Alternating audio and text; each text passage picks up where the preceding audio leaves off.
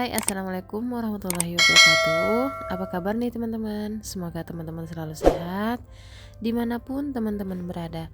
Dan buat teman-teman yang sekarang sedang sakit, aku doain semoga cepat sembuh ya. Ketemu lagi dengan aku, seorang ibu rumah tangga yang memiliki 3 orang putri yang semuanya masih kecil-kecil. Terima kasih teman-teman buat teman-teman yang udah ngeklik video aku dan menyaksikan video aku.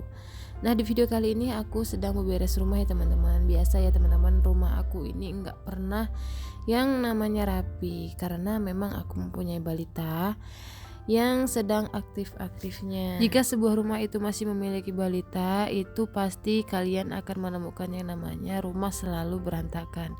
Dan itu terjadi di rumah aku ya teman-teman. Jadi setiap hari rumah aku ini nggak pernah yang namanya rapi, pasti selalu berantakan. Misal ini nih lagi aku rapiin, pasti nanti sejam kemudian rumahnya udah berantakan lagi. Misal kayak bantal sofa ini udah disusun-susun, belum ada sejam ya teman-teman, pasti diberantakin lagi.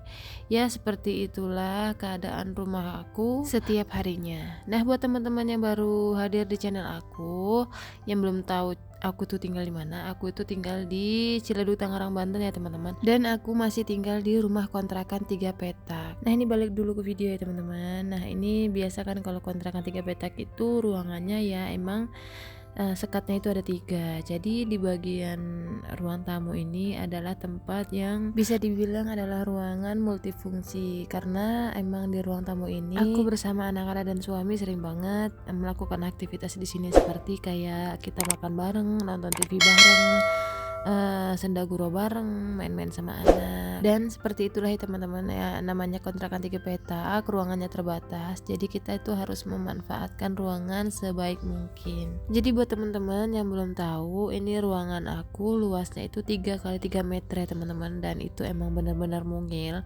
Dan itu untuk di bagian kamar juga sama 3 kali 3 meter, dan ini untuk di bagian dapur ini enggak nyampe 2 meter ya teman-teman. Jadi luasnya tuh nggak nyampe 2 kali 2 meter, jadi cuma sekitar 1,60 cm kalau nggak salah ya teman-teman, karena emang aku berpatokan sama kitchen set yang ada di rumah aku ini. Jadi kitchen set ini semalam pas aku beli panjangnya itu sekitar 120 ya teman-teman, memanjang gitu, atau ya memanjang itu sekitar 120, dan itu memiliki rongga sedikit aja ya teman-teman, sekitar kayak 40 cm-an.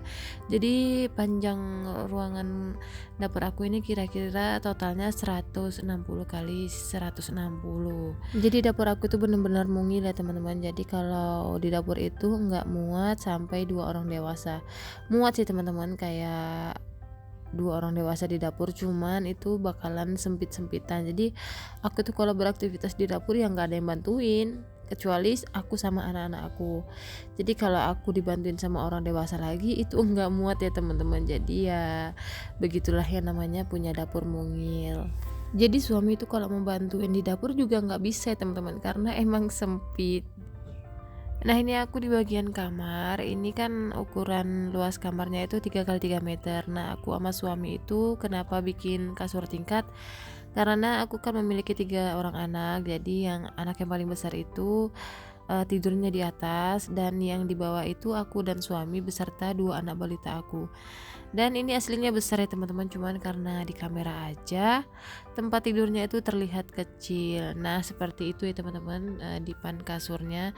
Nah, ini semalam aku bikinnya itu nempah sama teman ayahnya, dan alhamdulillah ini lumayan kokoh ya teman-teman. Tapi untuk kasur busa yang di bagian atas itu semalam aku belinya online. Nah, buat teman-teman yang pengen tahu ini ukuran dipannya berapa, nah ini untuk dipan yang paling atas itu lebarnya itu 160 kali 200, dan yang di bagian bawah itu 180 kali 200. Nah, ini sebenarnya luas, cuman karena di kamera aja jadi terlihat sempit ataupun kecil ya teman-teman. Nah, ini untuk bagian dipan yang bagian bawah ini, misal orang dewasa duduk itu sebenarnya nggak mentok ya teman-teman. Jadi masih ada rongga di bagian kepala, ataupun apa namanya, kayak sisa lah ya teman-teman, sisa jarak antara duduk sama besi bagian atas itu masih ada jarak kira-kira sejengkal kurang lebih, jadi kita duduk itu nggak mentok ya teman-teman, masih longgar. Nah ini pas semalam aku pesannya, ini masangnya langsung di tempat ya teman-teman. Jadi pas pesan semalam itu modelnya kayak kerangka aja, jadi ngerangkainya itu di rumah. Jadi bener-bener kayak ngelas atau segala macamnya di rumah. Ini bisa bongkar pasang ya teman-teman. Jadi misal kalau aku mau pindah kontrakan, dipannya ini masih bisa dibongkar karena emang ini dalam pemasangannya itu hanya menggunakan baut. Jadi teman-teman mungkin di sini ada yang heran, kok kontrakan aku pintu tengahnya itu berbentuk seperti kaca setengah. Jadi setengah itu kayu, setengah itu kaca.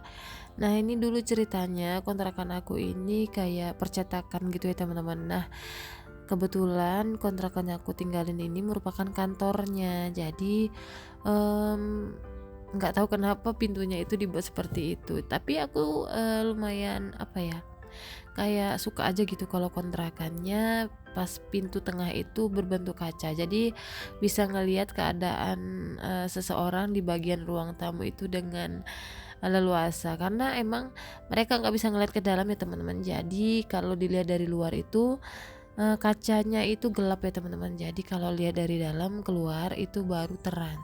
Jadi mereka nggak bisa yang namanya ngintip-ngintip di bagian dalam. Jadi kalau mereka mau ngintip itu kayak harus benar-benar matanya itu dideketin ke kaca. Nah baru di bagian kamar ini baru terlihat ada orang atau enggak, atau mau melihat keadaan di dalam kamar aku itu nggak bakal kelihatan karena emang kacanya itu gelap ya teman-teman kalau dilihat dari depan. Dan ada satu hal yang aku suka dari kontrakan ini, yaitu kontrakan ini walaupun kecil tapi dia menyediakan gudang ya teman-teman. Jadi kebetulan pas di dapur aku pas banget di atas kamar mandi itu ada gudang ya teman-teman. Dan gudang itu lumayan cukup lebar, jadi aku tuh suka naruhin barang-barang yang kiranya barang yang enggak terlalu aku pakai itu aku simpennya di atas gudang ya teman-teman. Jadi di gudang itu ada kayak karpet, ada kayak barang-barang anak-anak aku mainan yang udah nggak dipakai lagi, itu aku simpennya di atas, ataupun